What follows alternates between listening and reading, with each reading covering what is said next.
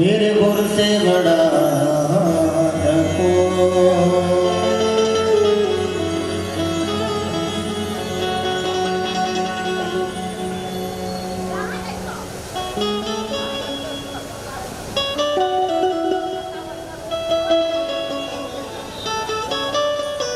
श्री सद्गुरुदेव भगवान को अनंत कोटि कोटि प्रणाम करते हुए, भगवान राधा माधव को प्रणाम करते हुए, भगवान भोलेनाथ जगदम्बा मैया को प्रणाम करते हुए, समस्त स्थानीय देवताओं को अनंत कोटिशः प्रणाम करते हुए आइए इस दिव्य चर्चा के प्रारंभ करते हैं। श्री वेदव्यास जी महाराज जब इस दिव्य महापुराण की चर्चा प्रारंभ करते हैं, लिखते हैं, कहते हैं, हे हे सूत महाप्राज्ञ सर्वसिद्धांत विप्रभो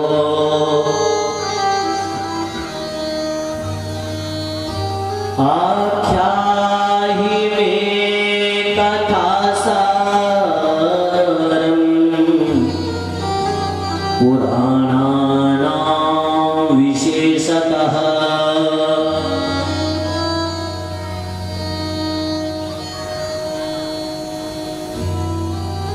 नहीं। ये जो कथा प्रारंभ हुई है ये प्रयागराज में हुई है, जहाँ पर त्रिवेणी का संगम है। उस प्रयागराज में एक बार सौन काव्य का 88,000 महात्मा बैठे थे। उनके बीच श्री सूत जी महाराज आए। सूत जी की उम्र है 20 वर्ष की, और जो सौनकादि का 88,000 महात्मा है इनकी उम्र है हजारों साल, सैकड़ों साल। लेकिन जैसे ही इन्होंने महात्मा श्री सूत जी को आते देखा, यज्ञ के समय अपने मन को संयमित रखना चाहिए। जब हमारे हाथ में यज्ञ का कलावा बंध गया, यज्ञ का टीका हो गया, तो हम कुछ विशेष नियमों में बंध गए। ये ध्यान रखना चाहिए।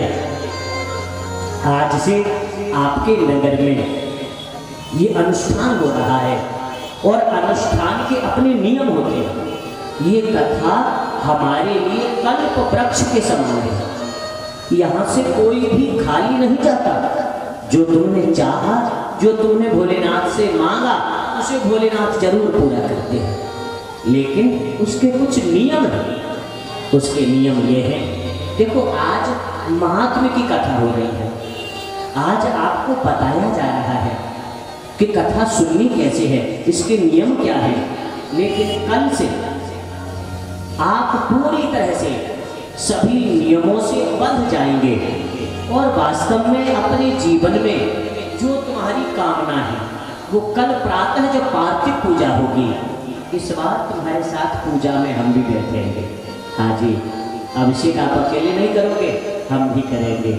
आपको देखेंगे करते हो, कैसे भाव से करते हो, और जहाँ जो भी भूल चूक होगी तो भैया फिर तो जो जीव है ऐसी रुकेगी नहीं।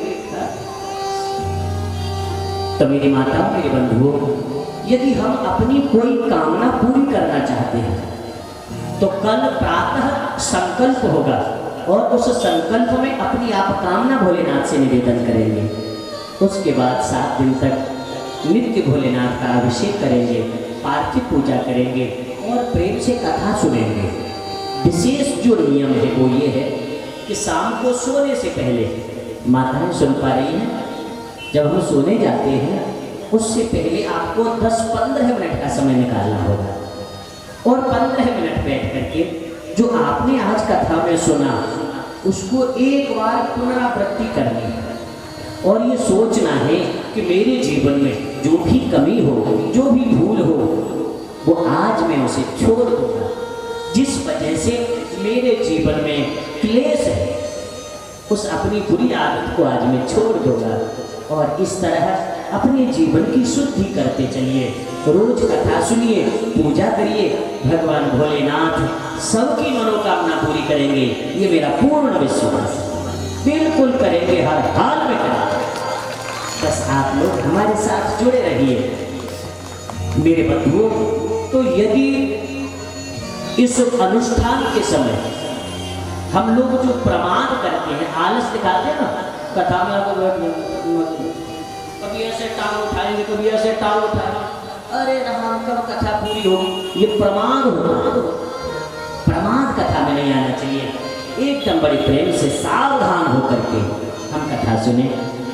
लेकिन जैसे ही श्री सूत जी महाराज पधारे तो ये सौनकादि 88,000 जो महात्मा थे, उससे पहले की ऐसी घटना रही होगी कि जो समय बचता ना उसमें लोग बैठ के गप्पे लगाते हैं।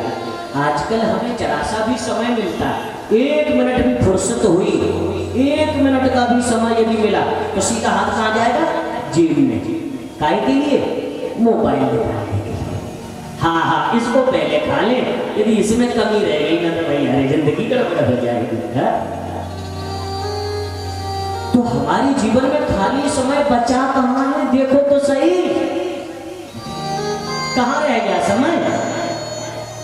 2 मिनट भी तुम चैन से बैठते रहे, अपने मन को आराम देते नहीं, 2 मिनट भी मिले नहीं कि तुमने किटपिट शुरू करी। तो ये मन तुम्हारे जीवन के बारे में सोचे कब, समझे कब? तो श्री सौनक जी महाराज ने देखा कि ये मेरे श्रोता ऐसे नहीं मानेंगे, किसी न किसी बात में लग जाएंगे। और भैया रे सबके मीठी चीज हमें पता कहाँ लगे है माता? गप है। हाँ जी, चुगली है तो पड़ोसी की, ओहो, फिर तो कान भी खड़े है जाएंगे, पानी भी चमाचम बोलेगी। और हाजी कितना मन लग रहा है, दुनिया की बुराई है रही हो, गप्पे है रही हो इधर उधर की, बड़ा मन लगता है। और जहां बात कुछ बनने की होने लगे ना, सोई समय की कमी है जाएगी, अब तो चलते हैं भैया, के टाइम नहीं है, हमें काम करना है। तो मेरे बंधु, सौनक जी महाराज ने विचार किया कि ये जो खाली समय होता है ना, इनको खाली छोड़ना ही नहीं है, इसलिए इनको कथा सुनानी है। कथा सुना रहे थे, सामने से सूत जी आते दिखे। अब ये महात्मा तो बड़ी उम्र वाले हैं और सूत जी हैं छोटे से, 20-22 वर्ष की इनकी उम्र रही होगी। लेकिन इनको देखते ही सब खड़े हो गए और सबने इनका अभिवादन किया। लेकिन सूत जी ने कहा, महाराज आप तो हमसे इतने बड़े हैं, हमें आपका सम्मान करना चाहिए और आप हमारा उल्टा कर रहे हैं। तो कहते हैं श्री सौनक जी महाराज, गुरुदेव बड़ा किसे कहते हैं? बड़े हो जाना कब माना जाएगा?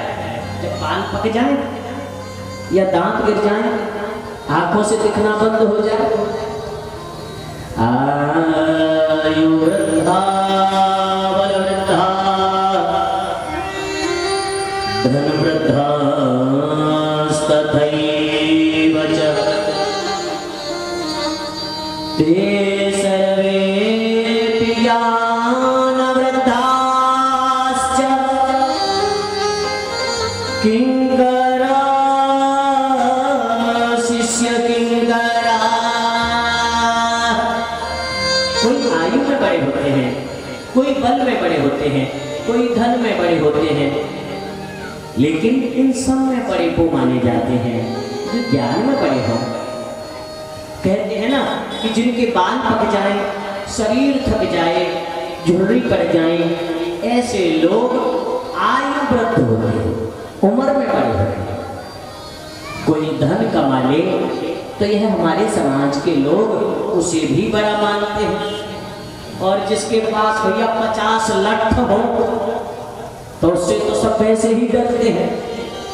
जिसके साथ लड़ने वाले 150 आदमी हो तो भैया सब उससे दूर से वैसे ही राम राम करते हैं। लेकिन इन सब में बड़ा वो माना जाता है जो ज्ञान में बड़ा होता है। हे सूत जी महाराज, हे सूत महाप्राज्ञ सर्व सिद्धांत विप्रभो आख्याहि मे कथा सारम पुराणानां विशेषतः। हे सूत जी महाराज, आप महाविद्वान बुद्धिमान, सर्व सिद्धांतविद, आप सभी सिद्धांतों के पूर्ण रूप से ज्ञाता हैं। इसलिए हम आपसे एक प्रार्थना कर रहे हैं। क्या? आख्याहि में कथा सारम, आप हमें श्री शिव महापुराण कथा का सार सुनाइए। पुराणानां विशेषतः, सभी पुराणों में जो विशेष है, ऐसे श्री शिव महापुराण की महिमा हमें सुनाने की आप कृपा करें। क्यों? जीवश्चासुरतां प्राप्ता प्रायो घोरे कलाविह तस्य संशोधने किं हि विद्यते परमायणम्। हे सूत जी महाराज, आगे जो कलयुग आ रहा है ना, इस कलयुग में लोग जीवश्चासुरतां प्राप्ता, लोगों का स्वभाव बिल्कुल असुरों जैसा हो जाएगा। समझ में आ रहा है ना बंधुओं? कलयुग में लोगों का स्वभाव बिल्कुल असुरों की तरह हो जाएगा। असुर माने राक्षस। तुम क्या सोचते हो कि राक्षस वही होते होंगे जिनके सिर पे सींग होते हैं? अब सींग वाले नहीं है। हाँ जी, अब के जो राक्षस है ना, वो तो बड़े फैशन वाले हैं। हाँ, उन्हें तुम पहचान भी नहीं पाओ। कौन है? गोस्वामी जी कहते हैं, राम सिया राम जय जय राम, राम सिया राम जय जय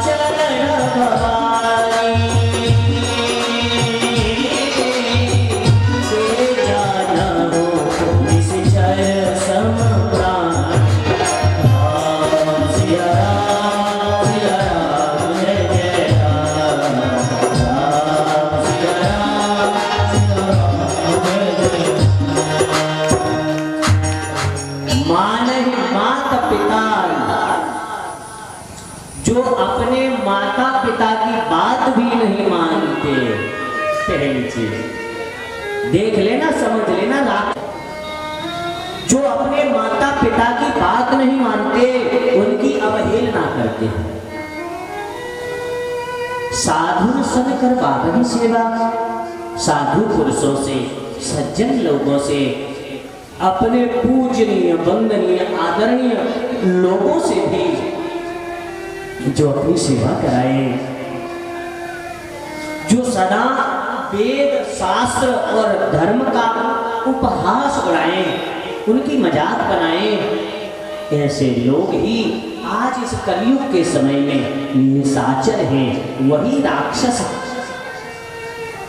कहते हैं कि लोग ज्यादातर आसुरी स्वभाव के हो जाएंगे, मतलब जब मन में आया तब खा लिया, जब मन में आया तब सो गए, जब मन में आया तब काम कर लिया, और नहीं तो भैया जी बैठे हैं। आजकल हम लोगों का जीवन भी तो ऐसा ही हो गया है। हमारे शास्त्र ये कहते हैं कि हमें ब्रह्म मुहूर्त में उठना चाहिए, लेकिन अब सोते ही सुबह के 4 बजे हैं जगने के समय पे, तो उठेंगे कहां से? जब तक कम से कम 4-6 बार मोबाइल मुंह पे आके नहीं टपकेगा, तब तक तो नींद आएगी नहीं। और आ भी गई ना तो खुली रहेगी जी आंखें। हाँ, जो पढ़ाई में नहीं खुलती, तुम्हारे काम में नहीं खुलती, भगवान के भजन में नहीं खुलती। हाँ, लेकिन इस छोटे से प्राणी के लिए तुम सब कुछ भुला दोगे, अपनी नींद खो दोगे, अपना भोजन का समय छोड़ दोगे, अपने लोगों से बात करना भी छोड़ दोगे। केवल इतने हम इसके मानसिक गुलाम हो गए हैं। मेरे प्रभु प्रेमियों, तो कहते हैं कि ये हमारा जो मनमाने तरीके से जीवन जीने का ढंग है, ये भी निशाचरों की क्रिया में आता है। वैसे निशाचर का जो शब्द का अर्थ है ना, वो ये होता है निशायाम चरतीति सह निशाचर। जो रात में चरे उसे निशाचर कहते हैं।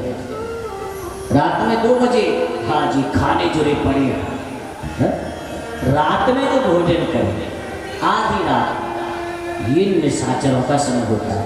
हमारे भोजन का समय होता है सोने से कम 2.5 घंटे पहले हमें भोजन कर लेना चाहिए। यदि अपने पेट को सही रखना चाहते हो, डॉक्टरों से बचना चाहते हो, तो प्रातः काल सूर्योदय से पहले उठने की आदत बनाइए, और शाम को थोड़ा जल्दी भोजन करके और जल्दी सोने का प्रयास कीजिए। रात में सोइए, दिन में अपने काम कीजिए। यदि हम ये 2 बातें भी आज मान लेंगे ना, केवल 2 बातें, तो भी ये समझ लो कि तुम्हारी जिंदगी में बहुत सुधार हो जाएगा। एक दिन तुम दिन में 12 बजे सो के उठना, और एक दिन सुबह 5 बजे उठ के थोड़ा सा ठंडी ताजी हवा लेना, फिर देखना कि तुम्हें कब अच्छा ज्यादा लगा। दोपहर को जब उठोगे तो मन चिड़चिड़ा होगा, गुस्सा सवार होगा, किसी काम को करने में मन नहीं लगेगा, मन उखड़ा पड़ा रहेगा। लेकिन सुबह जल्दी जग जाओगे तो मन में बड़ी शांति का तुम्हें दर्शन होगा, चैन तुम्हें मिलेगा, और बड़ी खुशी का एहसास आपको प्रातः काल जरूर होगा। कह रहे हैं कि महाराज, ऐसे लोगों को सुधारने के लिए तस्य संशोधने किन्ही विद्यते परमायनम। कलयुग में अपने जीवन को भूल चुके और सर्वथा बर्बाद कर रहे लोगों के लिए इस जीवन को सुधारने का यदि कोई उपाय है तो आप हमें जरूर बताएं। फिर कहते हैं शौनक जी महाराज, यदस्ति वस्तु पुरुषं श्रेयसां श्रेयोत्तमं पावनं पावनानां च साधनं तद्वदाधुना। 100 की लाख की एक बात, हम मनुष्यों के लिए जो सर्वश्रेष्ठ कर्म है आप उसे हमें बताने की कृपा करें। हमारे लिए, हम मनुष्यों के लिए जो सबसे उत्तम कर्म हो आप उसे बताएं। अब श्री सूत जी महाराज कहते हैं कि हे ऋषियों, तुमने जो प्रश्न किया है ये बड़ा उत्तम है, क्योंकि तुमने प्रश्न किसी स्वार्थ से नहीं किया। तुमने ये नहीं पूछा कि हमारी बहू के नाती होगा कि नहीं, हमारी दुकान कब अच्छी चलेगी, ऐसा नहीं। तुमने जो पूछा है ना, इस समाज के हित के लिए पूछा है, समाज के कल्याण के लिए पूछा है। इसलिए धन्यस्त्वं शार्दूल श्रवण प्रीतिलालसः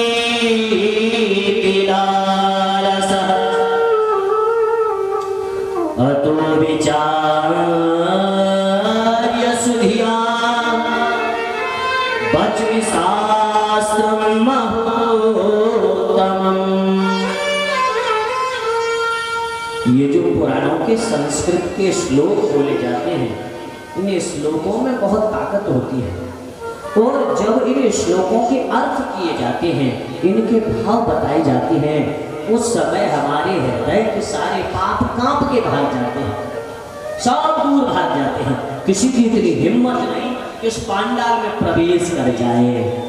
तुम हृदय में भर के भी लाए हो ना, तो भी उन्हें जबरदस्ती निकलना पड़ेगा, यहाँ से जाना पड़ेगा। कहते हैं कि देखो भैया, कलयुग में मनुष्यों का जो जीवन है, उसका सबसे बड़ा जो भय है वो क्या है? काल। हम में से कोई भी मरना नहीं चाहता, मरना सबको है, ये सबको पता है, लेकिन मरना कोई नहीं चाहता। काल प्याल महात्रास विध्वंसा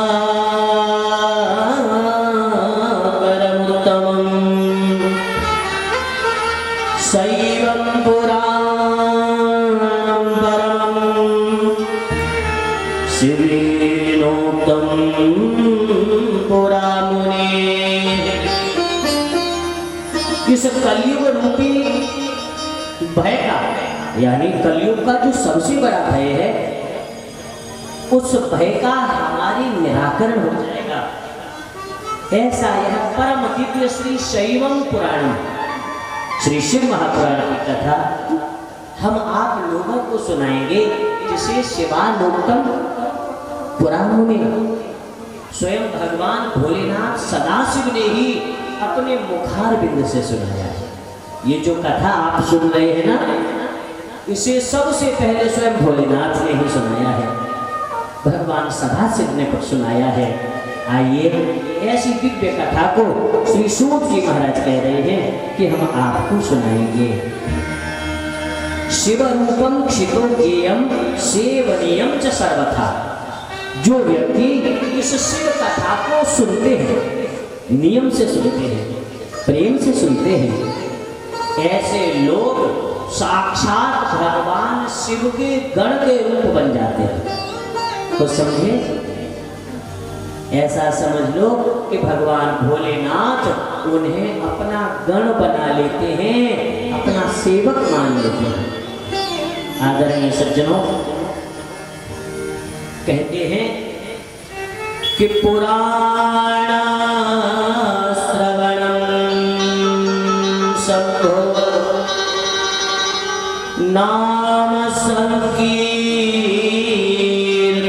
तथा कल्पद्रुमं फलं सम्यक् मनुष्याणां न संशयः। देखो, श्री शिव महापुराण की कथा ध्यान से समझना। शिव कथा और संघोर नाम संकीर्तन, भगवान शिव का नाम कीर्तन, ये दोनों चीजें कल्पद्रुम फलम सम्यक, ये हमें साक्षात कल्पतरु के समान फल देने वाले हैं।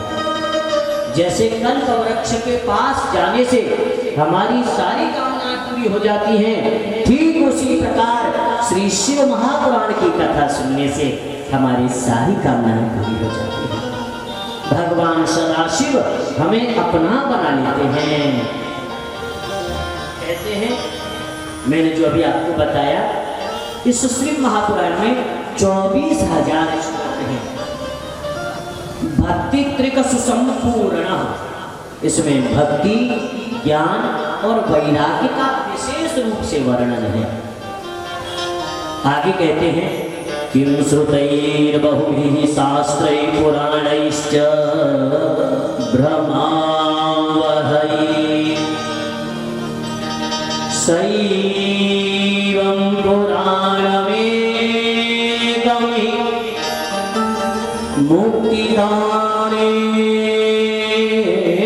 गर्जति। सब लोग ध्यान से सुनेंगे। दुनिया की तमाम चीजों को याद करने का कोई फायदा नहीं, तमाम रास्तों पर चलने का भी कोई मतलब नहीं। और जब तुम्हें शिव कथा प्राप्त हो गई, भगवान सदाशिव का प्रेम तुम्हें प्राप्त हो गया, भगवान भोलेनाथ की भक्ति तुम्हें मिल गई, तो फिर तुम्हें कहीं भी भटकने की जरूरत ही नहीं। बिल्कुल कोई आवश्यकता नहीं, कोई जरूरत नहीं है। अकेली शिव कथा ही तुम्हारे मुक्ति दानेन गर्जति, तुम्हें मुक्ति प्रदान करने के लिए गर्जना कर रही है। अकेली शिव कथा ही काफी है, बहुत है। वंदे शिव पुराणं हि सर्वदाहं प्रसन्नधि। इसलिए हमें सदा सर्वदा भगवान शिव के इस दिव्य पुराण का वर्णन करना चाहिए, आदर करना चाहिए और पूर्ण विश्वास के साथ इस दिव्य कथा को हमें सुनना चाहिए। इस कथा के समान कोई भी दूसरा साधन इस धरती पे नहीं है जो मनुष्य के सारे पाप ताप मिटा करके भगवान भोलेनाथ से मिला दे। कुछ सुनाई दिया? इस शिव कथा के समान कोई दूसरा साधन नहीं जो संसार के सारे दुखों को मिटाकर तुम्हें भगवान भोलेनाथ से मिला दे। कहते हैं, पूछते हैं श्री सौनक जी महाराज, के विशुद्ध्यन्ति वदन्तु मह्यम्, के विशुद्ध्यन्तनया कथया पापिनः कलौ बद्धतानुप्रपया सुतकृतार्थं भुवनं कुरु। सौनक जी ने पूछा, गुरुदेव एक बात बताइए, इस शिव कथा को सुनने से कौन कौन लोग तर जाते हैं, कैसे कैसे पापियों का कल्याण हो जाता है, कैसे कैसे लोगों का उद्धार होता है, ये हमें बताने की कृपा करें। तो बोले, भैया ऐसा है कि कैसे कैसे कौन कौन कब तक बताऊंगा। एक दिव्य आख्यान आपको सुनाता हूं, एक कथा सुनाता हूं। आसीत् किरातनगरे ब्राह्मणो ज्ञान दुर्बलः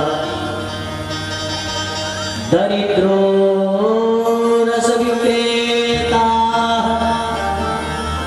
वेदधर परामुखः। सभी लोग बड़े ध्यान से सुने। पुराने समय में एक किरातों का नगर था। एक नगर में किरात लोग रहते, लेकिन इस नगर में एक देवराज नाम का ब्राह्मण भी रहता है। माताएं सुन रही है ना? एक किरातों का नगर था और इस नगर में एक देवराज नाम का ब्राह्मण रहता है। संध्या स्नान परिभ्रष्टो वैश्यवृत्ति परायणः। ये जन्म से तो ब्राह्मण था, लेकिन कर्म इसका बिल्कुल भी ब्राह्मणों जैसा नहीं था। इसने संध्या वंदन गायत्री जप यज्ञ तप सब छोड़ दिया। केवल सुबह से आंख खुलती है तब से पैसे कमाने के लिए दौड़ता है। दरिद्रो रस विक्रेता, ये दरिद्र है और काम क्या करता है? रस बेचता है। इस प्रकार यह देवराज नाम का ब्राह्मण अपने जीवन के बहुमूल्य समय को व्यर्थ के कामों में कमाना, व्यर्थ के कामों में बिता रहा है। ये कैसा है? दरिद्र। दरिद्र किसे कहते हैं? जिसकी कामना शांत नहीं होती। 1 लाख कमा ली तो 2 लाख की इच्छा है, 2 लाख मिल गए तो 10 लाख की हो गई। तो जिनकी कभी कामनाएं पूरी नहीं होती, जिनकी कभी इच्छाएं पूरी नहीं होती, ऐसे लोग ही दरिद्र होते हैं। लेकिन एक दिन यह देवराज नाम का ब्राह्मण व्यापार के लिए गया। पता है, ये उन लोगों के साथ छल करते हैं जो इस पर भरोसा करते हैं। जो लोग इस पर विश्वास करते हैं, ये उन लोगों के साथ ही विश्वासघात करता है। ये इसकी सबसे बड़ी खूबी है। वो कहते हैं ना, बोले ऐसा कोई सगा नहीं जिसको इसने ठगा नहीं, ऐसा कोई इसका प्रेमी नहीं जिसको इसने धोखा न दिया। एक बार ये किसी अवसर पर ये किसी तालाब में नहाने गया।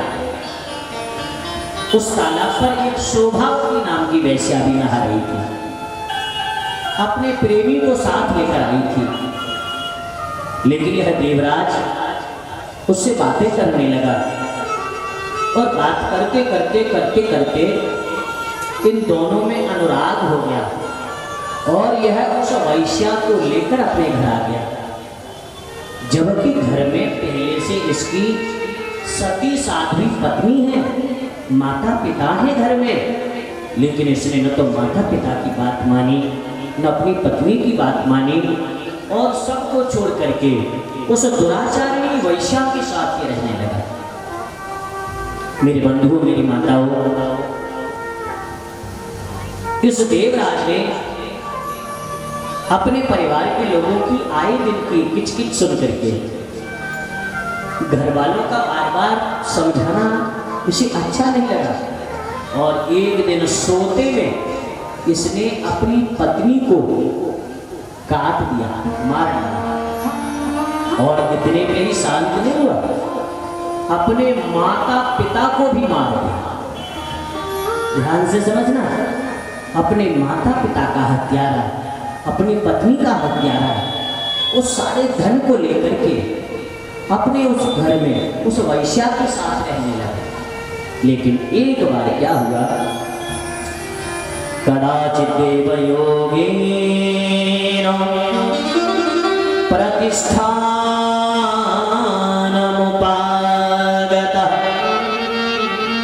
शिवालयं ददर्शासौ तत्र साधुजनामृतम्।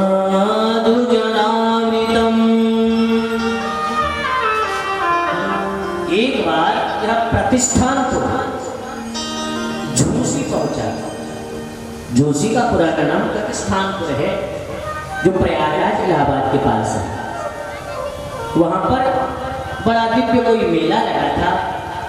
उस मेला में यह अपना रस बेचने के लिए पहुंचा। एक शिवालय इसने देखा, भगवान सदाशिव का बड़ा दिव्य मंदिर बना था। वहां पर धर्मशाला भी थी। उसी में यह रुक गया, ठहर गया कि कल से अपना काम करूंगा। आदरणीय कथा प्रेमी सज्जनों, मेरी माताओं, जैसे ही यह देवराज प्रतिष्ठान को पहुंचा, आज की रात में ही इसको बुखार आया। इतना तेज बुखार आया कि यह हिलडुल भी नहीं सकता, कहीं जा भी नहीं सकता और वहीं मंदिर में पड़े पड़े कांपने लगा। दैव योग से उस मंदिर पर कोई ब्राह्मण देवता श्री शिव महापुराण की कथा सुना रहे थे। इसकी कोई कथा में श्रद्धा तो थी नहीं, प्रेम था नहीं, लेकिन बुखार की वजह से कहीं जा नहीं सकता था, इसलिए पड़ा रहा और पड़े पड़े उस कथा को सुन रहा था। वो कथा पूरे 1 महीने चली और 1 महीने तक इसका बुखार ठीक नहीं हुआ। इधर कथा का समापन हो गया और कथा का समापन हो जाने के बाद इस देवराज के प्राण निकले। आदरणीय सज्जनों, इसके प्राणों को लेने के लिए यमदूत आए। तभी दो भगवान शिव के दूत आकर के खड़े हो बोले भैया आप इन्हें नहीं ले जा सकते, ये तो शिव लोक जाएगा। यमदूतों ने कहा भैया ये बहुत बड़ा पापी है, ये अपने माता पिता का हत्यारा है, अपनी पत्नी का हत्यारा है ये। बोले इसने शिव कथा सुनी इसलिए यह तो शिव लोक ही जाएगा। आदरणीय बंधु तो देवराजस्य मासान्ते ज्वरेणा पीड़ितो मृतः। 1 महीने बाद जब भगवान भोलेनाथ की दिव्य पावन कथा सुन करके इसके प्राणों का अंत हुआ तो इसे लेने के लिए भगवान सदाशिव के गण आए। आदरणीय सज्जनों इस देवराज को भगवान शिव के गण अपने शिव लोक लेकर के गए। भगवान भोलेनाथ को प्रणाम करके यह बोला कि धन्या शिव पुराणस्य कथा परम पावनी यस्याः श्रवणमात्रेण पापीयानि मुक्तिभाग्। जब यमदूतों ने जाकर यमराज जी से ये बात बताई कि उस देवराज को तो भगवान शिव के गण ले गए, तो ये बोलने लगे भैया ये शिव कथा धन्य है, जो व्यक्ति इस कथा को सुन लेते हैं उनका कल्याण होता ही होता है। मेरी माताओं मेरी बहनों आप लोगों ने अभी सुना कि देवराज जैसा पापी जिसने अपने जीवन में कोई ऐसा पाप नहीं ना किया हो, लेकिन आज इसकी भी मुक्ति हो गई है, इसका भी कल्याण हुआ है, तो हमारा कल्याण कैसे नहीं होगा, हमारा जीवन कैसे नहीं सुधरेगा। इसलिए प्रार्थना करें भोलेनाथ से कि हमारा पल पल जीवन का बीता जा रहा है, कि भोलेनाथ आप कृपा करें हमारे ऊपर दया करें।